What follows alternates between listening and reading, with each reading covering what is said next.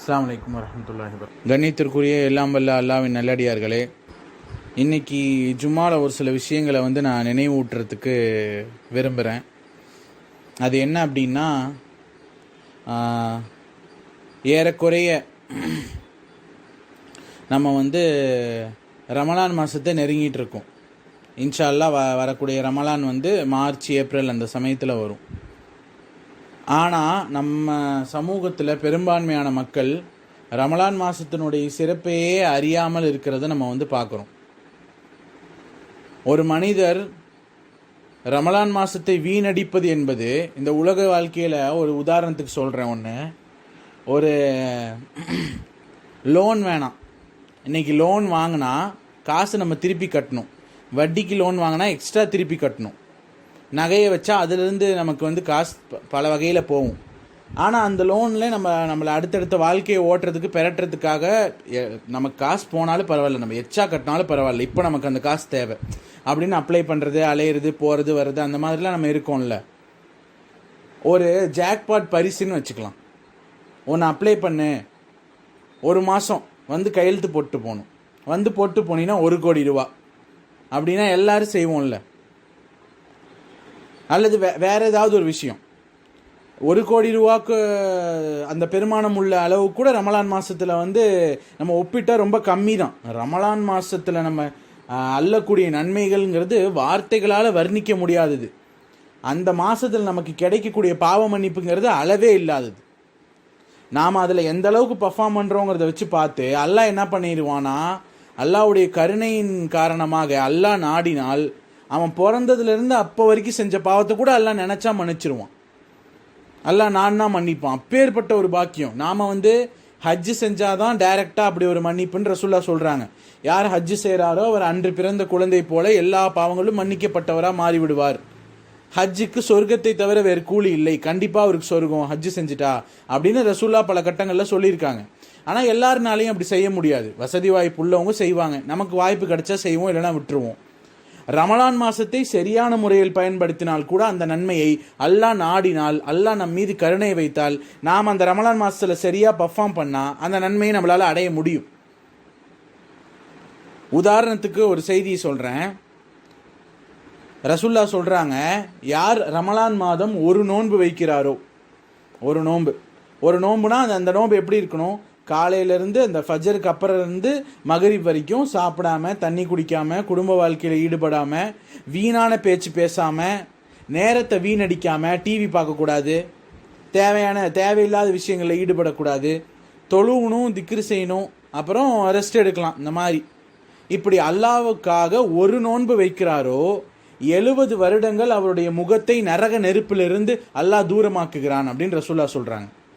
70 வருஷம் நரக நெருப்பிலிருந்து நம்மளை அல்லாஹ் தூரமாக்குறான் நம்ம முகத்தை. ஒரு நோன்புக்கே அவ்வளோ கூலி அப்படின்னா 30 நோன்பு வச்சா, 30 வேணாம், நம்ம ஸ்டார்டிங்கில் வைக்க ஆரம்பிக்கிறோமா, ஒரு 15 வச்சா நம்மளுடைய நிலைமை என்ன, நம்மளுடைய கூலி என்ன, அல்லாஹ் நமக்கு தர பாவ மன்னிப்பு என்ன? ஒவ்வொரு நன்மைக்கும் அல்லாஹ் ஒவ்வொரு அளவு வச்சுருப்பான்.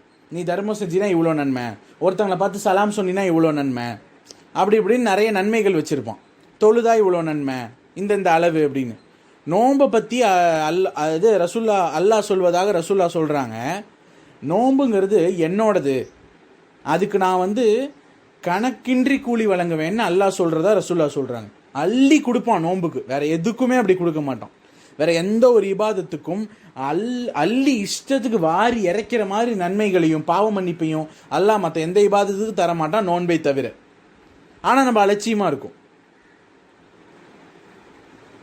அதே மாதிரி இன்னொரு ஹதீஸில் ரசூலுல்லாஹ் சொல்கிறாங்க, யார் நம்பிக்கை கொண்டு நன்மையை எதிர்பார்த்து நோன்பு வைக்கிறாரோ அவருடைய முந்தைய பாவங்கள் எல்லாம் மன்னிக்கப்படும். இப்போ நான் முன்ன சொன்னல, பாவங்கள் எல்லாம் மன்னிக்கப்படும். அதே மாதிரி சரி நோன்பு வைக்க முடியல, ஒரு பேச்சுக்கு ரொம்ப நோய் வந்துருச்சு, படுத்த படுக்கையாக இருக்கார், அல்லது மற்ற காரியங்கள், இந்த ஆரம்பத்தில் இந்த சுகர் பேஷண்ட் அப்படின்னா அப்பப்போ மாத்திரை சாப்பிட்ணும், அந்த மாதிரியான வரைமுறையெல்லாம் இருக்கும், மயக்கம் வரும், அந்த மாதிரிலாம் இருப்பாங்க. அப்படி இது வரைக்கும் நோன்பே வைத்து பழக்கப்படாதவர்கள் நோன்பு வைக்கல, ஆனால் ரமலான் மாதம் முழுவதும் 5 வேளை தொழுகையை தொழுகிறாங்க. ஃபஜரு, லுஹரு, அசரு, மகரிப், இஷா அது தொழுகிறாங்க.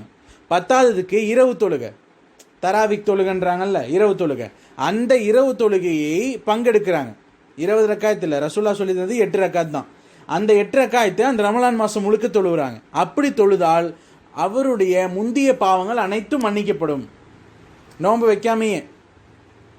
அதான் ரசூல்லா சொல்கிறாங்க, யார் நம்பிக்கை கொண்டு நன்மையை எதிர்பார்த்து ரமலான் மாதத்தில் நின்று வணங்குகிறாரோ, ஏன்னா நின்றுட்டு இருப்போம்ல, ரொம்ப நேரம் நின்றுட்டு இருப்போம், அந்த 8 ரக்காய் தொழுக 1 மணி நேரம் ஏறக்குறைய வரும், நின்று வணங்குகிறாரோ அவருடைய முந்தைய பாவங்கள் எல்லாம் மன்னிக்கப்படும். அல்லாஹ் எல்லா பாவத்தையும் மன்னிக்கிறதுக்கு கூட அது ஒரு வாய்ப்பு இருக்கு. ஆனால் ஐவேளை தொழுகையை முடிச்சுட்டு அதுக்கு வரணும், அது ஒரு பாயிண்ட். அதே மாதிரி இன்னொரு ஒரு முக்கியமான விஷயம், ஏன்னா அல்லாஹ் வந்து இவ்வளோ விஷயத்தை தரத்துக்கு தயாராக இருக்கான், நம்ம மக்கள் அதில் வந்து ரொம்ப அசால்ட்டாக இருந்துடக்கூடாது அப்படின்றதுக்காக ரசூல்லா இன்னொரு ஹதீஸை சொல்கிறாங்க, கவனிங்க. மலக்குமார்கள் ரசூல்லா வந்து சாபம் கொடுக்குறாங்க, இவன் வந்து அழிஞ்சு நாசமாகட்டும் அப்படின்றாங்க. மலக்குமார்கள் ஆமீன் சொல்கிறாங்க, அப்படியே ஆகட்டும் அப்படின்னு சொல்கிறாங்க. சஹாபாக்கள் பார்த்துட்டு ஒரே அதிர்ச்சி, யாரை ரசூல்லா சாபம் விடுறீங்க, நீங்கள் சாபம் விட்டாலே கண்டிப்பாக அது பழிக்கும், இதில் மலக்குமார்கள் வேற ஆமீன் சொல்லிட்டா 100% கண்டிப்பாக அது நடந்தே தீரும்னு அர்த்தம். இப்போ அந்த அளவுக்கு ஸ்ட்ராங்காக அப்படி சொல்கிறீங்களே, யார் அது அப்படின்னு கேட்குறப்ப ரசூல்லா சொல்கிறாங்க, யார் ரமலான் மாதத்தை வந்தும் அதை பயன்படுத்தாமல் எல்லா மாதமாயும் ரமலான் மாதமும் ஒரு மாதம் அப்படின்னு அவன் இஷ்டத்துக்கு வாழ்கிறானோ அவன் அழிந்து நாசமாக போவான் அப்படின்னு சாபம் விடுறாங்க ரசூல்லா. ஏன்டா அவ்வளோ அல்லாஹ் எவ்வளோ இறங்கி வரான், நீ ஒரு பாயிண்ட்டு கூட முன்னாடி வரலன்னா என்ன அர்த்தம் அப்படின்னு கேள்வி கேட்குற மாதிரி அந்த ஹதீஸ் எல்லாம் நமக்கு அமைகிறத நம்ம பார்க்குறோம். அப்போ இனி வரக்கூடிய காலங்களிலாவது ரமலான் மாதத்தை சரியாக பயன்படுத்தி கொள்ள வேண்டும், இது முதல் பாயிண்ட். 2வது பாயிண்ட்டு, சரியாக எடுத்த எடுப்பில் ரமலான் மாதம் இப்போ நாளைக்கு வருது அப்படின்னா இன்னைக்கு வரைக்கும் நம்ம இஷ்டம் போல் இருந்துட்டு அதை இது செஞ்சுட்டு எல்லாம் பண்ணிவிட்டு நாளையிலேருந்து உடனே மாறணும்னா மாற முடியாது. இப்போ ஏறக்குறைய ஒரு 2 மாதங்கள் இருக்குது அப்படின்னு வச்சுக்கலாமே.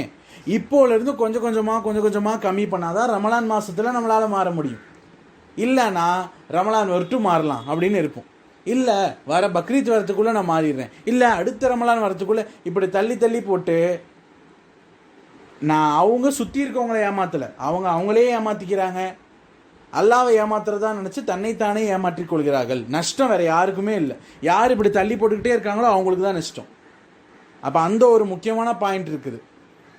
அதனால் நம்ம மாறணும், நம்மளை சரிப்படுத்திக்கணும், ரமலான் மாதத்தை சரியாக பயன்படுத்திக்கணும், அதுக்காக நான் தயாராக இருக்கணும் அப்படின்னா அதுக்கான முயற்சிகளை இப்போலேருந்தே கொஞ்சமாக எடுத்தோம் அப்படின்னா தான் நமக்கு வந்து அந்த நேரத்தில் சரியாக அது அமையும். இந்த ரமலான் மாதத்தை சரியான முறையில் பயன்படுத்தினாலே நம்மளோட எல்லா பாவத்தையும் மன்னிக்கிறதுக்கான வாய்ப்பை அல்லாஹ் வச்சுருக்கான். அதனால்